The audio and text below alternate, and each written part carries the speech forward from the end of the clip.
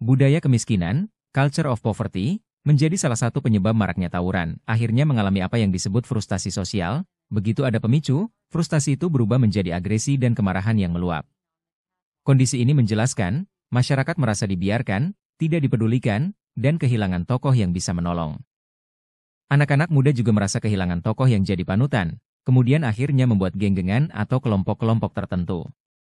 Mereka hidup di tempat yang kumuh, bau, pengap, dan kotor. Akibatnya, anak-anak lebih banyak bermain di luar serta luput dari pembinaan dan kontrol orang tua. Karena tidak ada pembinaan orang tua yang juga sibuk mencari nafkah, anak-anak di kawasan itu sangat dipengaruhi oleh lingkungan yang tidak kondusif. Mental dan akhlak anak-anak ini akhirnya rusak. Sejak kecil mereka sudah minum-minum, tawuran, dan terlibat narkoba.